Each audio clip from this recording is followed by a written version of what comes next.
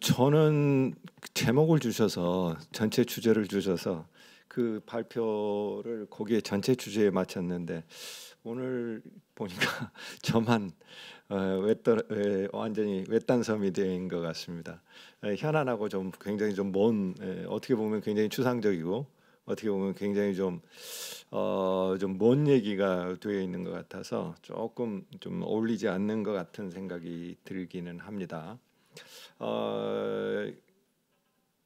미리 알려주셨으면 제가 다른 주제를 준비하셨을 텐데 죄송합니다. 어쨌든 저는 이 뉴노멀이라고 하는 것을 이 주제로 해서 한국의 중국학, 특히 인문 기반의 중국학이 어떻게 할 것인가 이 부분을 말씀드리도록 하겠습니다. 인문학이 뭐 크게 어려운 것 같지만 사실은 간단한 거라고 여러분들께서도 다 아실 겁니다. 다 동의하는 바죠. 인간을 생각하고 인간을 사유하는 것이고요. 그 다음에 문명을 사유하는 게 인문학의 본질입니다. 기본적으로 들어가면 인간과 문명을 사유하는 것, 이게 바로 인문학의 본질이라고 할 수 있습니다. 그런데 이제 문제는 그렇다면 중국학이 이 두 개의 문제를 감당할 수 있는 것인가? 이 문제가 이제 굉장히 큰 난제입니다. 중국을 기반으로 하는 인문학, 그러니까 중국 문학 역사 철학을 하는 인문학이 인간을 사유하는데 어떤 도움이 될 것인가? 그것이 의미 있는 일인가? 또는 중국 인문학이 문명을 사유하는데 어떤 유용한 자원이 있는 것인가? 문명을 사유하는데 중국 인문학의 가치와 기여가 있는 것인가? 이게 이제 굉장히 중요한 문제입니다. 더군다나 지금은 산업 패러다임이 바뀌는 시대입니다. 문명의 패러다임이 바뀌는 시대입니다. 앞에서 말씀하셨듯이 전기차가 나오고 AI가 나오는 시대입니다. AI라는 것이 나오면서 사실 보자면 HI가 훨씬 더 중요해진 시대가 됐습니다. 아티피셜 인텔리전스는 결국은 휴먼 인텔리전스를 따라가기하고 모방하기입니다. 그런 의미에서 보자면 예전엔 차를 만들 때 휴먼 인텔리전스에 대한 이해가 없어서 됐습니다. 기계공학도만 있었으면 만들었습니다. 그런데 이제는 자동차 내부의 인터페이스를 설계할 때 인간에 대한 이해가 굉장히 중요한 시대로 바뀌어지고 있습니다. 또 하나, 중국 인문학이 했을 때 과연 그러면 문명의 전환에 대응할 수 있을 것인가라는 것과 관련해서 특히 한국의 경우에는 현 중국이 굉장히 그야말로 중국에서 격리하고자 하는 정서가 강해지고 있습니다. 그렇다면 지금과 같은 중국 이 현상 속에서 중국을 통해서 그러한 두 가지를 사유할 수 있을 것인가? 중국을 통해서 그러한 두 개를 사유하는 인간을 키워낼 수 있을 것인가? 이게 이제 굉장히 중요한 문제라고 생각이 됩니다. 중국학의 혁신과 관련해서 특히 인문 분야의 혁신과 관련해서 이미 인문 역량 강화 사업이 있었습니다. 그게 작년인가 올해 이제 기본적으로 끝날 텐데 유지 기간까지 합치자면요. 이거는 이제 거의 최초로 인문 쪽에 굉장히 많은 재원을 투여를 했고 인문 기반의 지역 전문가 양성을 목표로 했습니다. 주요한 내용들은 지역학 과목을 인문 안으로 집어넣는 거였습니다. 3분의 1을 지역학 과목으로 했고 저희도 참여를 했고 관련 과목을 많이 넣었습니다. 기본적인 취지는 어문학 플러스 사회과학 과목의 결합입니다. 한국연구재단의 학문 분류 체계로 보면 지역학은 사회과학에 들어가 있습니다. 근본적으로 보자면 기본적인 방향이 인문학과 사회과학의 결합을 통해서 중국에 대한 포괄적인 이해를 갖춘 중국 전문가 그리고 취업에 유리한 인재를 양성하는 게 근본적으로 목표였습니다. 그런데 한 가지 문제가 있던 것이 어문학 플러스 문학 플러스 어학 플러스 사회과학은 결합됐는데 여기에 역사와 철학은 빠져 있습니다. 우리가 이제 그런 프로그램 개편을 통해서 근본적으로 던질 수 있는 질문은 그렇습니다. 어떤 인문적인 자질을 지닌 인재를 양성할 것인가? 특히 중국어를 통해서 양성이 가능한 것인가? 중국학에 그런 소용이 있는 것인가? 그 다음에 중국학적인 차원을 볼 때 중국을 잘 이해하는 중국 인재를 양성한다는 게 어떤 프로그램이 필요한 것인가? 인문적인 차원하고 사회과학적 차원을 결합하는 게 가능할 것인가? 그러니까 이때 인문적이나 어문학 중심과 그 다음에 정치경제학, 결합하는 거, 외교학 결합하는 거, 이런 것들입니다. 그렇다면 이게 중국을 이해하는 가장 깊이 있는 인재를 양성하는데 유일한 방법인가? 그 소용이 있는가? 더군다나 문명 전환 시대에 그게 어떤 도움과 유용성이 있는가? 여기에 대해 이제 고민을 던져주는 것입니다. 억지로 좀 두 개의 뉴노멀에 맞힌 기분이 있습니다. 그런데 하나로 보자면 사실은 AI라고 하는 새로운 문명 패러다임이 시작되고 있습니다. 어마어마한 패러다임 전환입니다. 4차 산업 시대가 되면서 문명이 전환되고 있습니다. 또 하나, 앞에서 여러 선생님 발표하셨지만 한중 관계, 저는 기본적으로 이제 30년과 같은, 이전 30년 같은 시대는 오지 않는다고 생각합니다. 물론 한국인으로서는 그게 좋죠. 다시 돌아갔으면 꿈꾸고 싶죠. 그런데 저는 개인적으로 절대 그 시기는 안 온다고 생각합니다. 이게 지금 뉴노멀이 아니라 이게 노멀이라는 거죠. 이걸 노멀로 생각해야 한중 관계의 대응이 될 수 있다라고 생각합니다. 다시 과거의 30년으로는 제 개인적으로는 돌아가지 않는다. 물론 판단은 다를 수 있습니다. 저는 그렇게 생각합니다. 이 두 개의 시대에, 두 개의 뉴노멀이 노멀이 된 시대에 중국학은 어떻게 할 것인가? 특히 중국 인문 기반의 중국학은 어떻게 할 것인가? 저의 소견을 간단하게 말씀드리도록 하겠습니다. 사실은 문명이 전환되고 있습니다. 근대 이후에 돈 있는 사람이 행세하던 시대, 그리고 권력이 있는 권리 위주의 인간, 그런 인간을 만들려고 했습니다. 그런데 이제 전혀 달라졌습니다. 이제 문명이 전환되고 있습니다. 그러면 인간을 새롭게 만들어야 됩니다. 우리의 교육, 우리의 연구가 이제 전통적인 인간으로 되돌아가는 것도 아니고 근대 패러다임에 맞춘 인간을 만들어내서도 안 됩니다. 새로운 인간을 키우고 양성해야 됩니다. 이런 문명 전환을 사유해야 됩니다. 또 하나, 우리는 노동하는 인간이었습니다.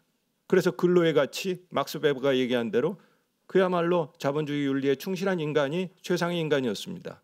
그런데 이제 그런 인간 쓸모없습니다. 운전하는 인간이 아니라 자동차 타고 가면서 놀이하는 인간, 이런 인간들의 시대가 다시 왔습니다. 자, 이런 이제 변화된 문명의 환경 속에서 그러면 중국 인문학을 한다라는 것이 여기에 부합할 수 있을 것인가? 이게 이제 고민으로 돼도 된다고 생각합니다. 한편으로 보자면 기존의 중국 인문학은 어문학 위주였는데 많은 경우에는 어학 위주였습니다. 중국어 가르치다가 끝났습니다. 중국어를 가르쳐야 텍스트를 볼 수 있게 됐습니다. 그런데 이제 그 시대가 끝났습니다. 중국어 몰라도 중국학 할 수 있습니다. 제가 챗GPT를 돌려보는데 고문의 번역 능력은 90% 이상입니다. 이제 어문학 위주의 시간, 투여하는 시간에서 벗어날 수 있습니다. 그러면 그걸 어떻게 쓸 것인가? 이게 이제 문제입니다. 저는 이거를 인문학에 되도록 더 투여하자라는 얘기입니다. 사회학과 결합해야 됩니다. 그렇지만 우리가 지금과 같은 방식으로 역사와 철학을 벗어 던진 채로 어학과 사회과학이 결합하는 방식은 제고돼야 한다고 봅니다. 왜 이런 문제가 생기냐면 사학과하고 철학과는 따로 있습니다. 그래서 결합이 되지 않습니다. 그렇지만 진정한 결합이라면 역사와 철학도 들어와야 된다라고 생각합니다.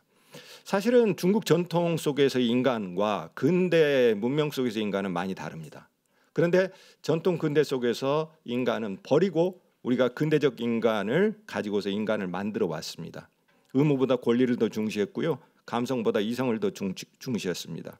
공동적인 체제에 기반한 유대보다도요. 개인 욕망, 이것을 우위에 대는 근대적 인간을 만들어 왔습니다. 그 인간의 폐해가 오늘 우리가 겪고 있는 문명의 위기입니다. 그렇다면 중국 전통 속에서 인문학이 추구했던 인간상 다시 볼 필요가 있습니다. 그렇다고 해서 공자시대로 돌아가자는 얘기 아닙니다. 근대와 전통, 그 두 개의 시대가 두 개의 문명이 만들려고 했던 인간에 대한 동시적인 재해체 그리고 재구성, 이게 필요하는데 저는 다른 나라의 어떤 인문학보다 중국 전통 인문학의 가치가 중요하다고 생각합니다. 그런 의미에서 보자면 중국 전통 인문학이 미래의 새로운 문명을 재구성하는 데 도움이 된다라는 것이죠. 중국 이런 측면에서 보자면 중국 전통 인문학을 하는 사람들이 자부심을 느낄 필요가 있다라는 겁니다. 그러면 전통만 할 것인가? 저는 그렇게 보지는 않습니다. 전통과 현대를 통합해야 되는 것이고 인문학을 분과적에서 통합해야 된다라는 겁니다. 사회과학도 들어와야 됩니다. 하버드에서 이런 과목들을 개설합니다. 분과학문 개론과 중국 문화 속 개인이라는 과목들을 개설합니다. 이거는 공자 속에서 개인을 어떻게 봤고 역사적에서 어떻게 봤고 그다음에 역사적 변천 속에서 예를 들어서 송나라 때 시장화가 되면서 개인이 어떻게 재탄생했는지 이것들을 봅니다. 이거를 주제를 가지고서 분과적인 문제의식 그다음에 주제 중심으로 접근을 하면서 통합적으로 중국을 들여다봅니다. 중국을 굉장히 깊이 있게 들여다보는 방법 중에 하나입니다. 이런 방법으로 가야 된다라고 봅니다. 또 하나 컨텐츠 시대입니다. 놀이하는 인간의 시대입니다. 다 컨텐츠 보시잖아요. 근로 시간은 줄어듭니다. 놀이하는 인간 시대, 그야말로 이게 로크다운 시대가 열렸습니다. 스토리와 컨텐츠 시대가 됐습니다. 중국 이야기의 보고입니다. 모든 이야기의 원형이 거기 있다고 해도 과언이 아닙니다. 중국 역사 이야기, 문학 이야기, 정치 경제 이야기 다 들어 있습니다.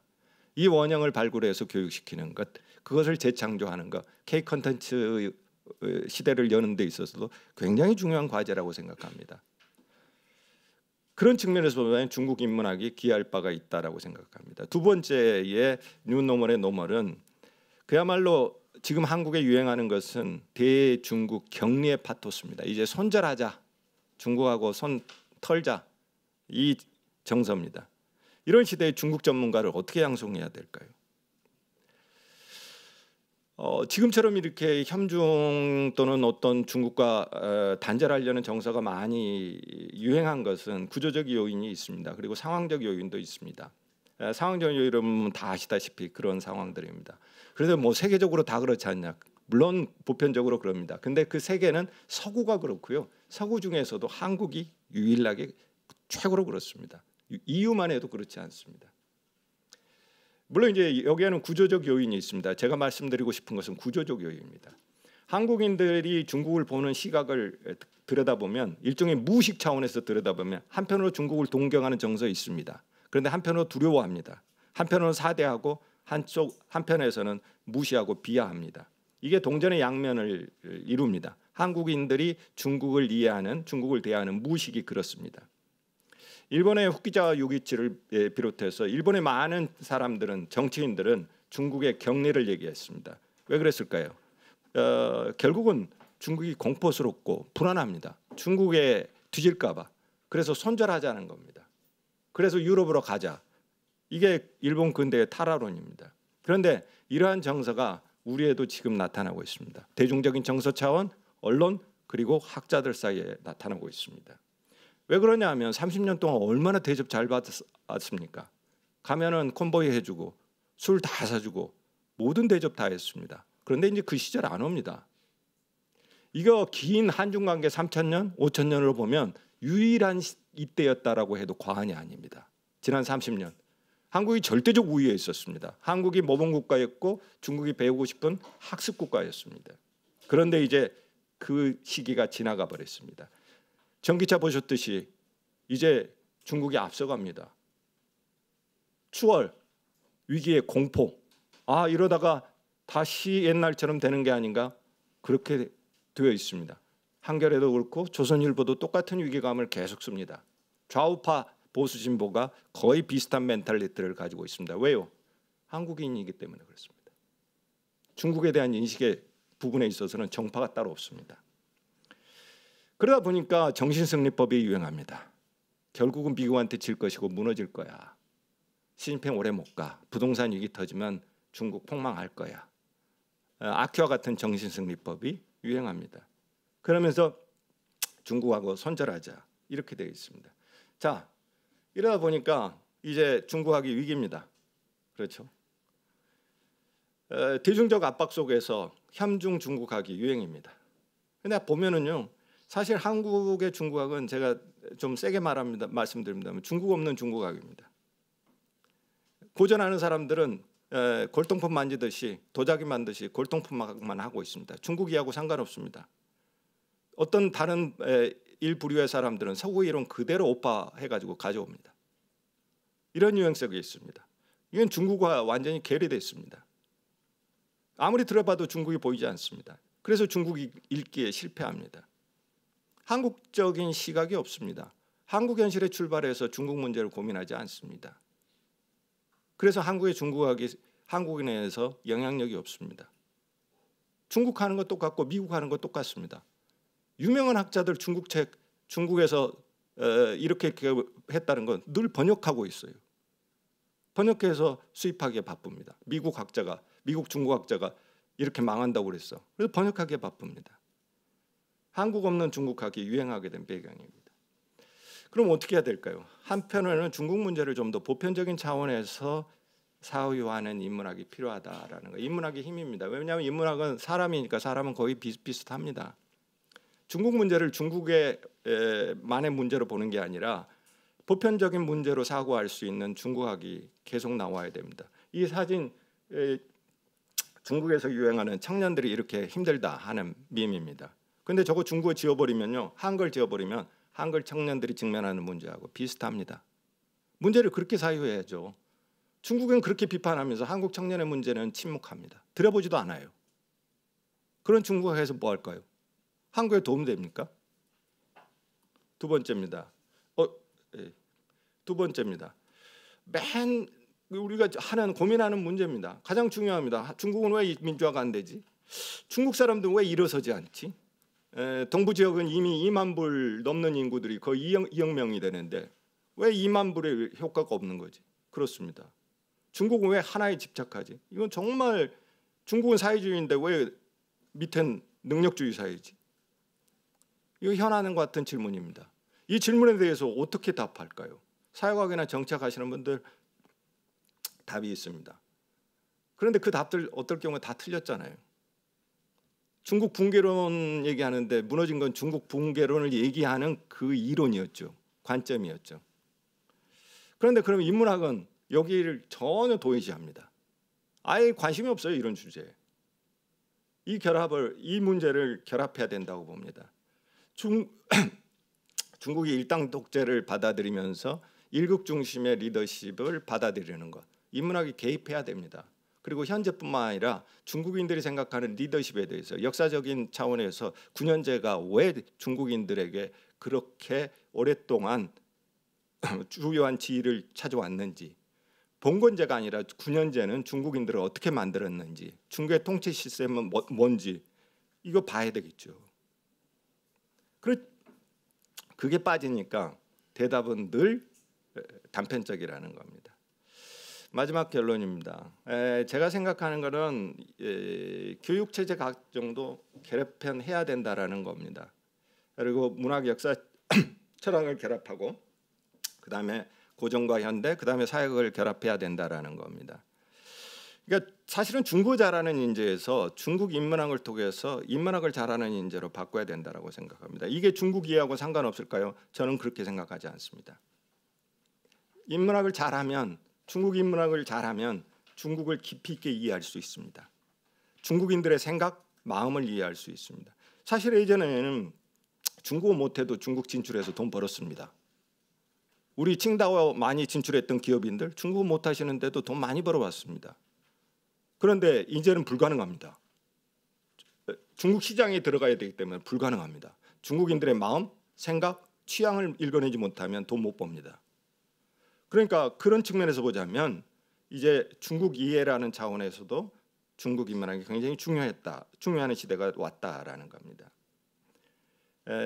사실은 중국 인문학을 깊게 하는 것, 그리고 새롭게 하는 것, 과거에 얽매이지 않고 새로운 교육 시스템, 연구 시스템을 만드는 게 문명론적인 차원에서 새로운 인간을 디자인하는데, 재구성하는데도 저는 도움이 되고 기여가 된다고 생각을 하고 있고, 중국 이해라는 측면에서도 중국 인문학이 다시 태어나야 된다, 그렇게 생각을 합니다. 저의 발표는 여기까지입니다. 고맙습니다.